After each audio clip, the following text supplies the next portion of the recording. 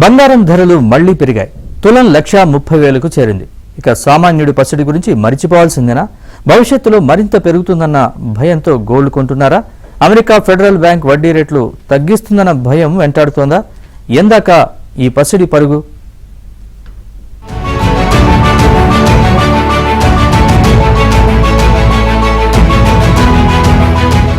రాజకీయ గందరగోళం, ఆర్థిక అనిశ్చితి వంటి పరిస్థితుల దెబ్బకు గోల్డ్ కొండెక్కుతోంది.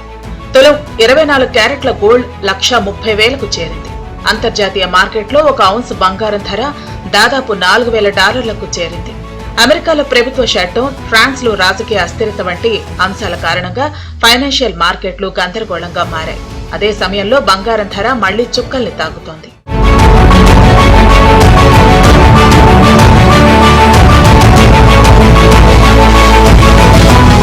2008లో ఆర్థిక సంక్షోభం, 2020లో కరోనా వైరస్ వంటి గ్లోబల్ సమస్యల సమయంలో కూడా బంగారం ఎప్పుడూ ధర పెరిగింది. ఇప్పుడు కూడా అదే తరహా పరిస్థితులే ఉన్నాయి. ప్రపంచంలో జరుగుతున్న రాజకీయం, సెంట్రల్ బ్యాంకులు కొనుగోలు చేసే బంగారం, ద్రవ్య విధానాల మార్పులు ఇవన్నీ బంగారం ధర పెరగడానికి కారణాలు. వరల్డ్ గోల్డ్ కౌన్సిల్ ఇచ్చిన సమాచారం ప్రకారం గత 10 సంవత్సరాలలో ప్రపంచంలోని మధ్యస్థ బ్యాంకులు తమ బంగారం నిల్వల్ని రెండింతలు చేశాయి. దీనివలన బంగారంపై నమ్మకం ఎంతగా పెరిగిందో అర్థం చేసుకోవచ్చు. మన రిజర్వ్ బ్యాంకు సైతం తన బంగారం నిల్వలను క్రమంగా పెంచింది.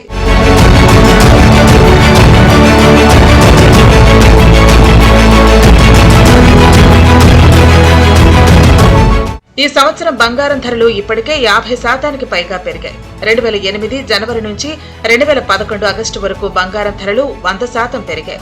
అలాగే 2020లో జనవరి నుంచి ఆగస్టు వరకు సుమారు 53% పెరిగాయి. ఇలా ప్రపంచంలో అనిశ్చిత పరిస్థితుల్లో నెలకొన్న ప్రతిసారి బంగారం ధరలు అనూహ్యంగా పెరుగుతున్నాయి.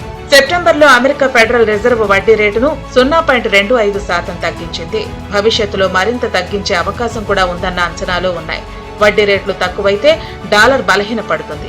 అందువల్ల ఇన్వెస్టర్లు సురక్షితంగా భావించే బంగారం వైపు మొగ్గు చూపుతున్నారు.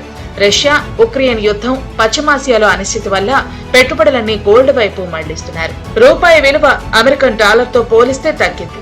$1 $89తో సమానం. దీంతో విదేశాల నుండి దిగుమతయ్యే పసిడి ఖర్చు పెరిగింది. దీనివల్ల దేశీయంగా బంగారం ధర మరింత పెరిగింది.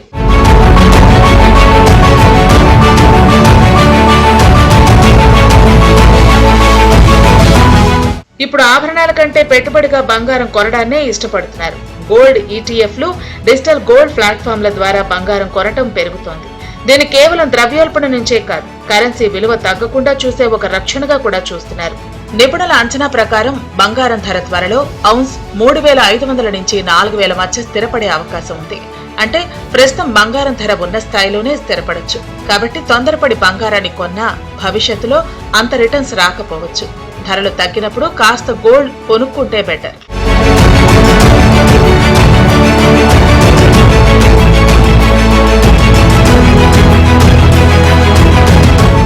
ద్రవ్యోల్బణం, ప్రపంచ రాజకీయ అనిశ్చితి, కరెన్సీ విలువ తగ్గుదల వంటి పరిస్థితుల్లో బంగారం రక్షణగా ఉంటుంది. వెండి ధరలు సైతం బాగా పెరుగుతోంది. బంగారం అనేది లాభాల కోసమే కాదు, మన దేశంలో ఒక ఎమోషన్ కూడా. బంగారం ధరలు ప్రతిరోజు రికార్డు స్థాయిలో పెరుగుతూ ఉండటంతో సామాన్యులు బంగారం కొనేందుకు వెనకాడుతున్నారు. షాపుల్లో క్రయ విక్రయాలు బాగా తగ్గాయంటున్నారు వ్యాపారులు. పసిడి రేట్లు పెరుగుతూ ఉండటంతో మహిళలు ఇతర ఆభరణాల వైపు మళ్లుతున్నారు.